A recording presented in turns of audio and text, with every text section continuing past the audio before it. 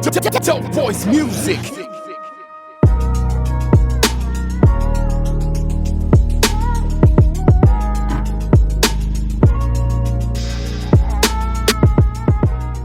Hi everybody, welcome back to our channel. Today we want to speak about something that is very, very important to us.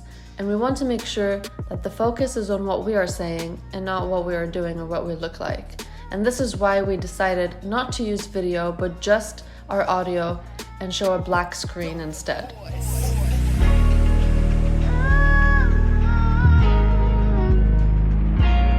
The murder of George Floyd and the events that recently started in the US, cascaded on a global scale, made us reflect on discrimination and racism in our own society and social circles. So today, we want to share some of our experiences and anecdotes with racism and discrimination, knowing full-heartedly that these experiences don't match up to those of Black peoples in the US, in the Netherlands, and around the world.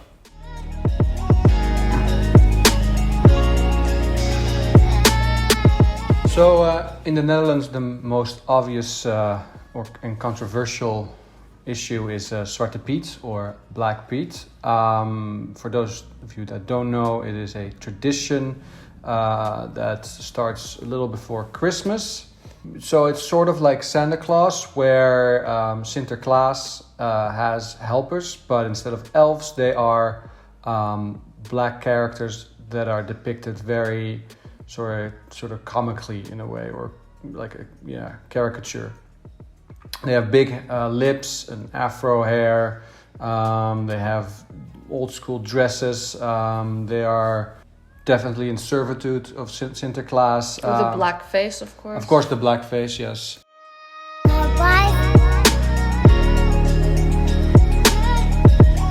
Over the past decade or so, it has become a very hotly discussed topic, because if you look at it, you can clearly see the racial bias in these characters. People that defend the tradition usually do it under the argument of tradition, and this is something that Faten experienced as well. She wanted to see the Sinterklaas parade 2 years ago, I think now. She was shocked by what she saw. I remember seeing her face when she saw the parade with all the Black Peets running around, and I saw it through her eyes, and it made me realize what we are looking at. I really wanted to go and see what all this fuss about, because it's a really big tradition in the Netherlands.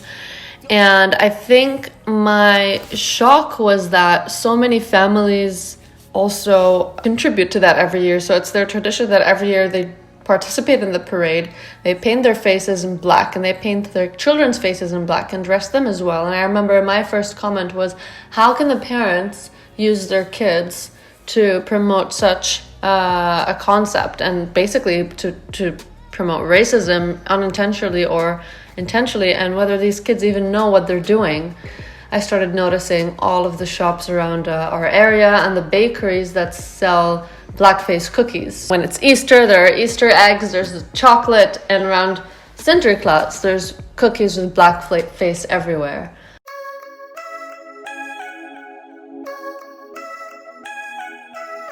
In the Netherlands, there's a discussion, and a lot of people are split on this matter, and it's a little bit frustrating. It's frustrating a lot, actually, to have these discussions and try to explain to people who have lived long with this tradition that this is not okay, and it's offensive and it's racist. So I think, me growing up with Black Pete as well, growing up, I didn't see anything wrong with it, just because it was so ingrained in our culture. Being a little older, hopefully a little bit more experienced, and hearing other people and what their experience is with Black Pete, you have to reassess what you think is true, which is something I've tried to do regarding Black Pete. And then if you see it through other people's eyes, you definitely realize, there's something, wrong with this picture. So I think for a lot of people, that is sort of what they're struggling with, that tradition versus what is right. And unfortunately, a lot of people, they side with tradition over what is right. Kids don't know unless the parents tell them. If the parents don't tell them what this is about, they're not going to think it's racist, obviously. So it's the responsibility of the parents that are holding on to a nostalgic history or a tradition. And, you know, frankly, if your tradition has racist aspects, you should get rid of it. This is not the culture. This is not part of, you know, the identity of a person. And kids don't care if the helpers of Santa are green or white or black. And if you take that away from them, they are not going to miss it. And this should be in the educational system in the Netherlands, not just activists talking about it and parents doing it at home. Because if you as a parent tell your kids and teach your kids, but then they go to school and hear songs or lullabies that kind of depict black people in the same way you've explained earlier, that is still problematic. A lot of kids in the Netherlands have explained that they don't feel the sense of holidays around these times. They feel targeted and in the spotlight, not in a good way.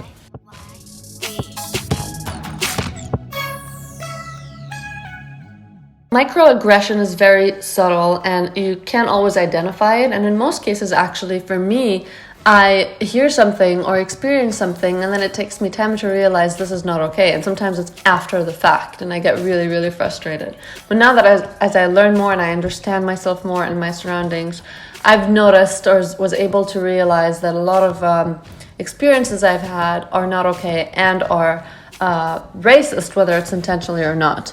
Vaten has been asked repeatedly why she doesn't speak Dutch, which, you know, at least he's living in the Netherlands, so would be a valid question. But I've asked a few of my white friends who are also living in the Netherlands, who are not Dutch, and they've never been asked this question. People feel the need to ask Vaten or even tell her, she's been told like that she should speak Dutch, while white people don't get asked the same question, so they get a hall pass for that same thing.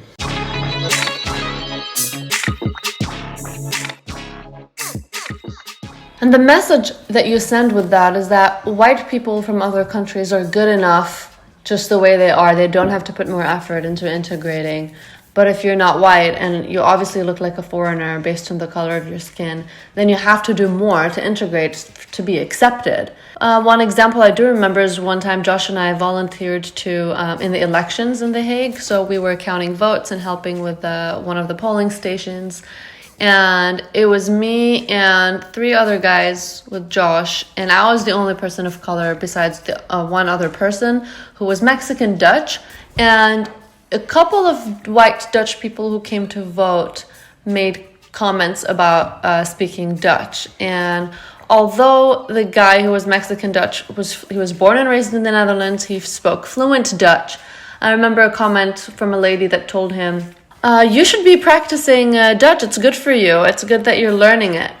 And then he just looked at her and looked at us without being able to respond. But he was Dutch, a Dutch citizen. He spoke Dutch fluently. But because he was brown, she assumed that he's not from here. Even though that could mean, you know, with a good intention perhaps, I'm trying to give the benefit of the doubt, that still by default assumes that a person of color is not from here. They're an outsider.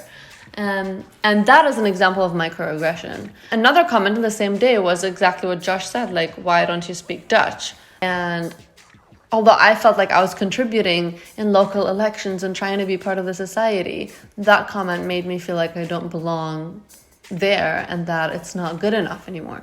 And that's very, very common. So that happens a lot to a lot of people around the Netherlands.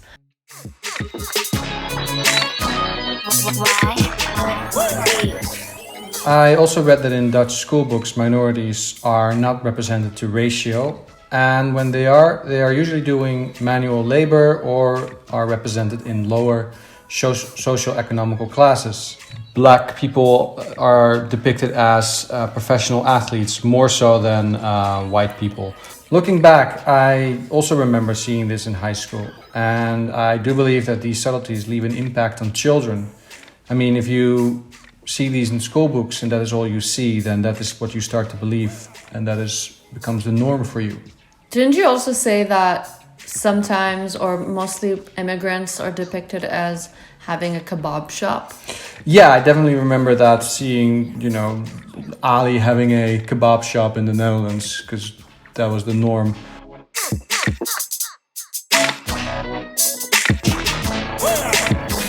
think that also is translated into the Dutch integration exams that immigrants have to take to become Dutch citizens. And while we're not allowed to talk about the specifics of the exams, I can tell you that a lot of the questions are very stereotypical and indeed depict immigrants as people who are less educated, less civilized, don't understand democratic values. They are depicted, like you said, as people who don't understand a civilized society.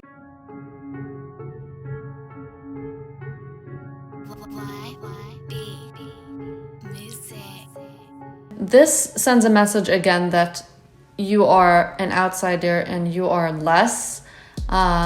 You're not as superior as us, and you're not as advanced and civilized as us. And we're going to teach you how you can be better like us. Yeah, so they are subtly hinting that the Dutch way or the Western way is the better way, you know. Definitely, and that's what you have to do and believe and or pretend to cross that bridge. So another time we went to a mortgage consultant, and when we got there, he started asking questions about Faten's residency, about whether or not she had a job. While I didn't get any of these questions, it was very awkward because we're trying to explain to him that it was actually Faten that had the permanent job. He didn't really get that, and he was very skeptical in the first 10 minutes or so of the consultation, which made us feel very awkward. And you immediately go into like trying to explain yourself or trying to, you know, defend yourself even though these are legitimate questions that you would get asked when you're applying for a mortgage. I felt like those questions were more directed at me because the assumption was that Josh, who's a white Dutch male, would be the stable one with the job, with the, you know, good contract, with the higher pay. I had to eventually blatantly say, by the way, I have the permanent contract, Josh doesn't, and my pay is higher, and my residency is valid, and I'm gonna get a citizenship regardless of Josh. And although that was also a bit awkward, I felt like I had to say it out loud to get it over with and move on to the next step.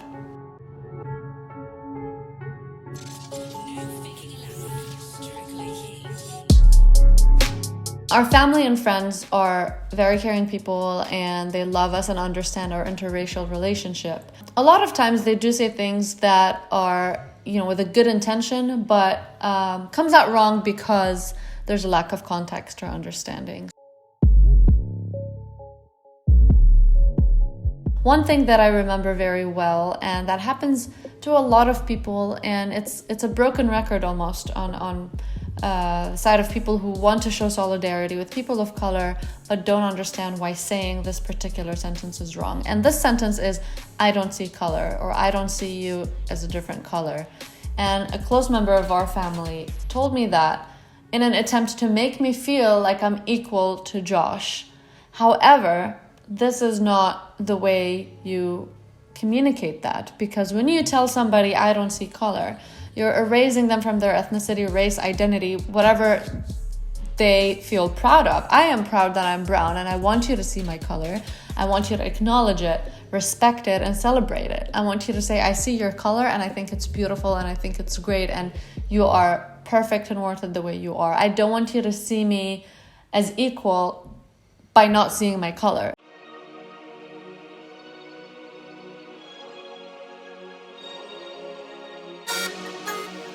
By saying that, you give the impression that you want them to be the same as you and therefore be equal, but you can still be equal and not be the same, which I think would be a much stronger message. Exactly, because it also could give the messages, I only see you as equal because I ignore your color.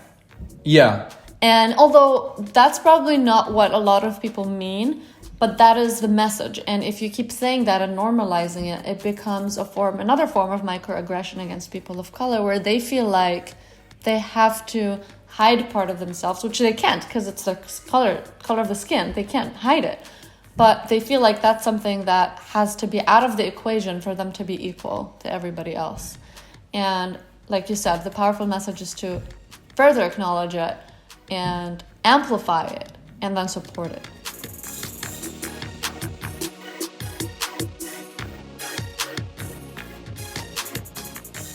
Unfortunately, I came across a joke that was made by one of Josh's friends in their own private group setting, in which he referred to me instead of by my name with kebab, because I'm from the Middle East, and again the stereotype is Middle Easterns own a kebab shop, probably what they learned in school. And I was furious. This was an accident. I was not supposed to say that, but I was really angry in the fact that this guy did not put a bit of effort in learning my name to call me with my name and instead called me kebab. And that's a conversation I've had with Josh. Is like, why is this okay? Why are these jokes even allowed? And how can you stop it from happening? Because it's offensive. Even though you all know each other and you probably know it's a joke, but this is still an example of microaggression that needs to be stopped because it creates a culture and then it spreads. Right. I definitely should have said something, and I didn't realize the sort of, gravity of that situation at the time. I was also learning. I think the challenge is definitely that these are your friends, and this has been the norm for a while. So for me, in this situation, even though I might have felt like, hey, I'm not really okay with this, I kind of laughed along because that was the easier thing to do, which doesn't make it any better. It's definitely wrong, but that's what you do because you don't want to be the dissonant voice. You don't want to be challenging the rest of the group when this has been the norm for a while. And what I've noticed is that it definitely helps me to be educated, to have, some, know what you want to say when these things arise. To be prepared. Yeah, be prepared when these, you don't have to, prepare the whole sort of conversation, of course, but, know what you believe and know and have the facts to back it up and speak from personal experience, I think is also a very important thing. So in our case, for me and Faten, our kids will be half brown and Faten is brown. So to speak from personal experience, saying, well, if you make these jokes, you're also making them to my future wife and you're also making them to my children in the future. Is that what you're trying to say? Because if that is, we have a whole different problem. And I think giving people that room to think about it as a personal thing instead of just it's just a joke sort of argument makes it much more real. And for me, I would feel awkward or embarrassed when that would happen to me, when I make a joke about these things. I think it's really important to continue these conversations, and although it can be awkward at moments, even with family and friends, but at least if you know it's a safe space, you're not going to lose these people if you stand up to what they said. And if you do, maybe they're not the right people to have in your life. Agreed.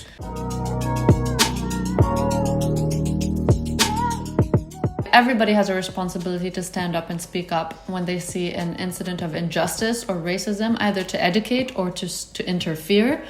Because it is not just the responsibility of people of color and Black people to make their voice heard. It is also the responsibility of white people to show allyship and support and stop this narrative and the microaggression in their own circles so that it can stop in other circles as well.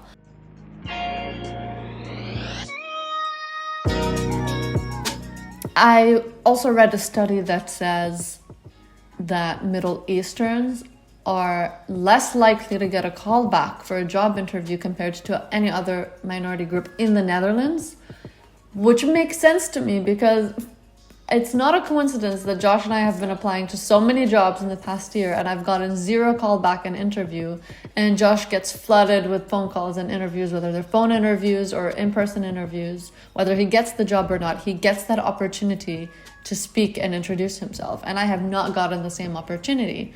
It's so much harder to break into the society in the Netherlands if you are not a white Dutch, especially male. And just to make sure that you understand, Faten is definitely more qualified than I am when it comes to work or in life, actually. When she doesn't get a call back, even for the same job at some time, that makes no sense because she's higher educated than me and she has more work experience.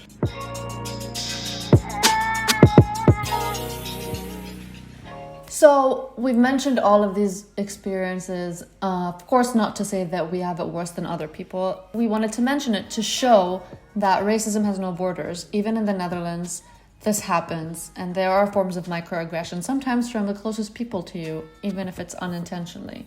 With that said, we want you to remember again that Black people have it harder and suffer a lot more for a very, very long time everywhere around the world.